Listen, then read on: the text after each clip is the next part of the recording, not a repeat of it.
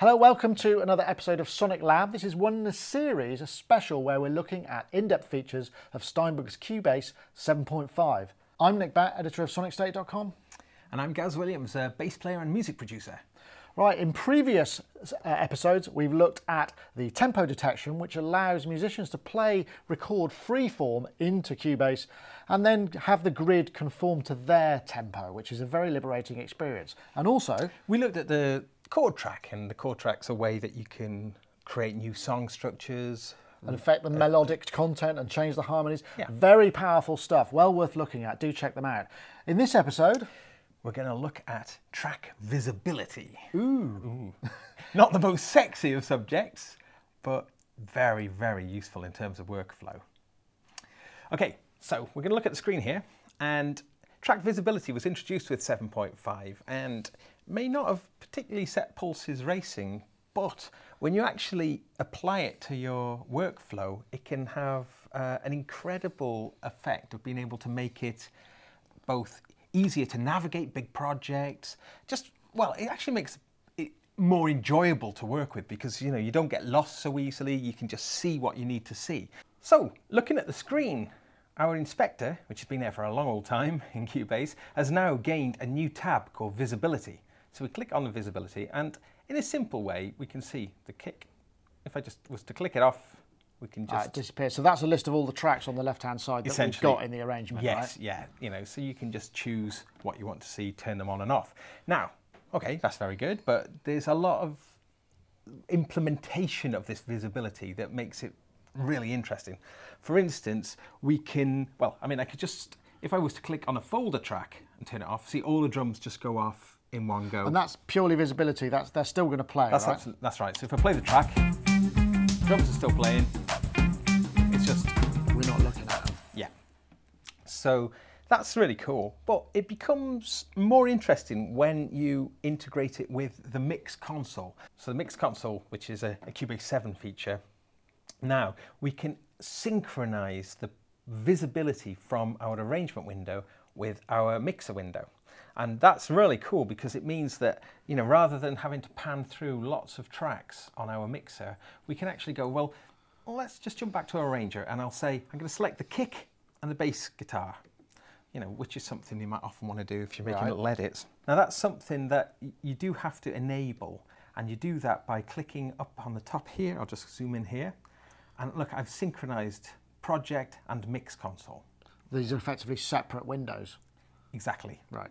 So like, yeah, so I'll select the kick and yeah, the bass.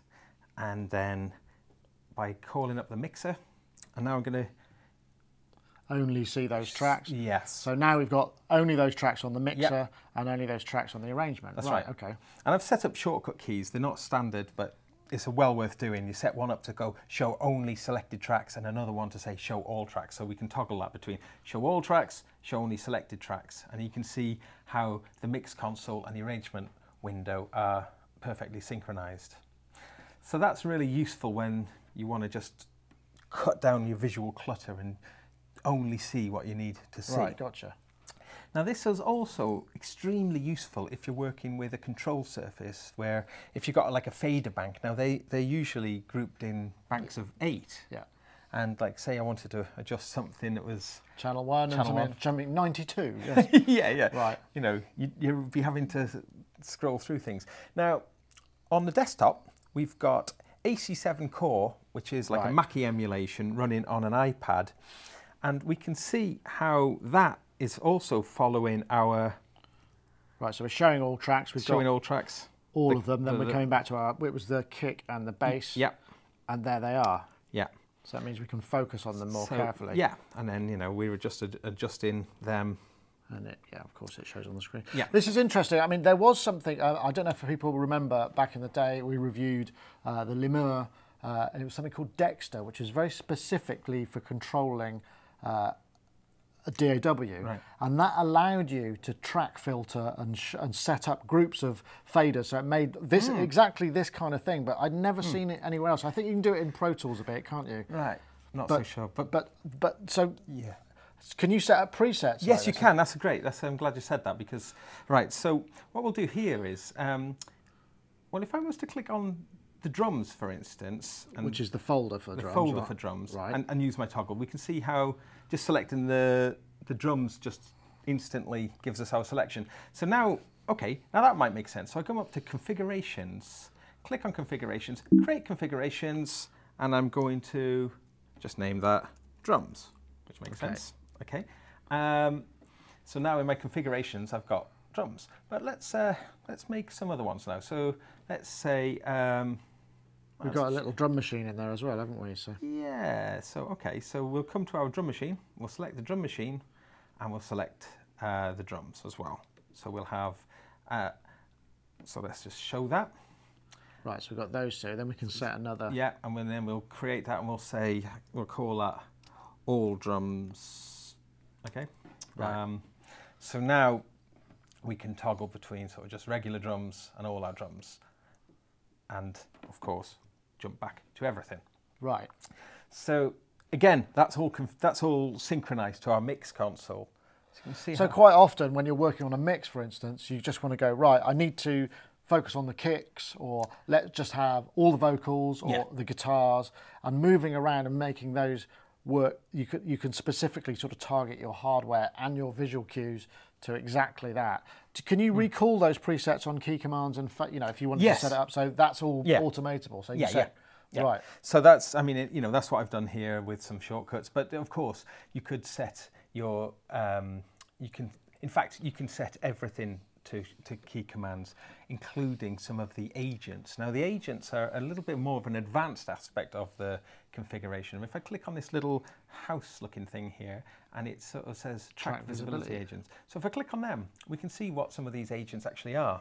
Show tracks with data. So that would be, I guess, MIDI or automation? Yeah. Show tracks with data at the cursor position.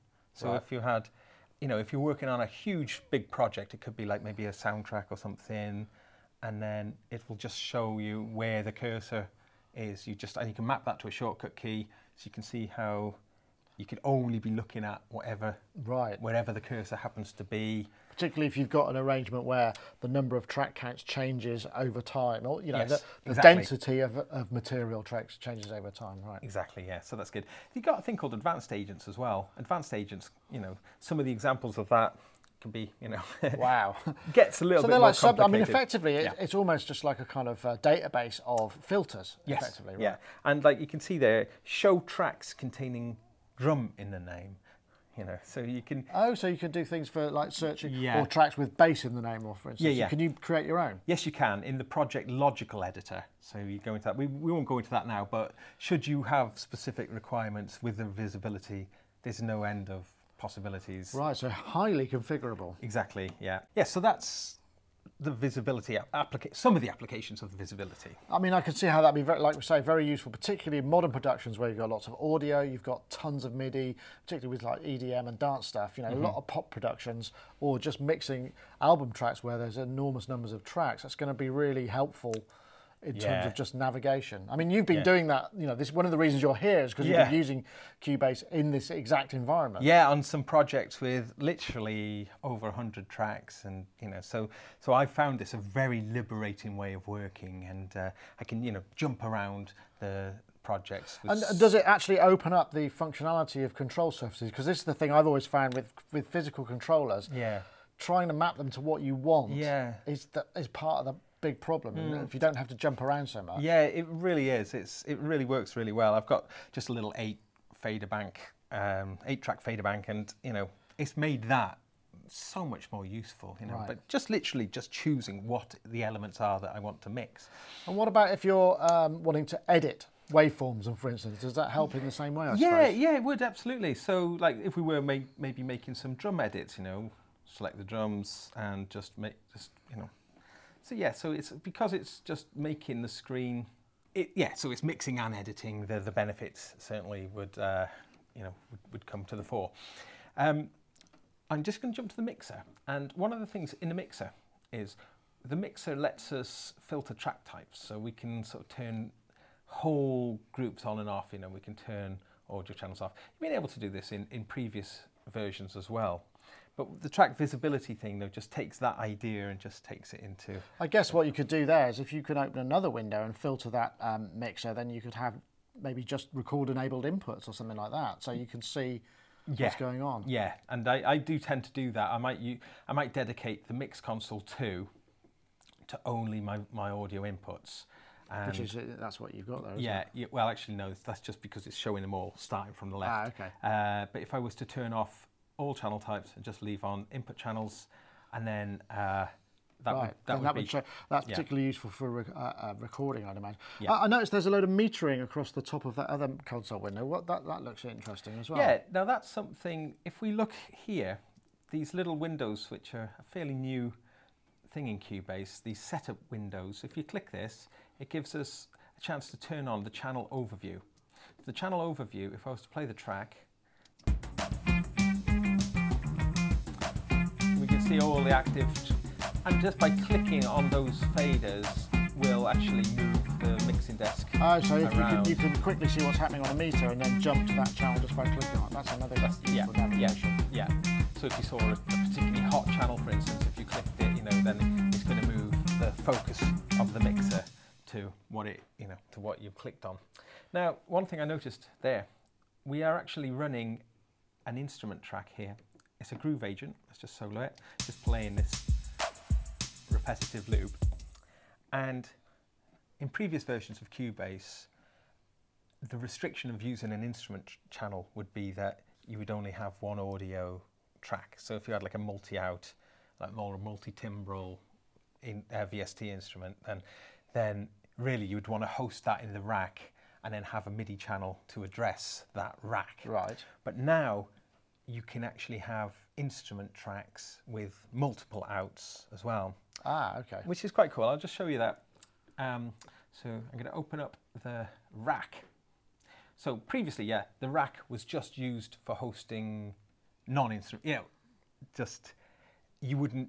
If you created a track with an instrument track, it wouldn't show up in the rack. Now it does show up in the rack. Okay.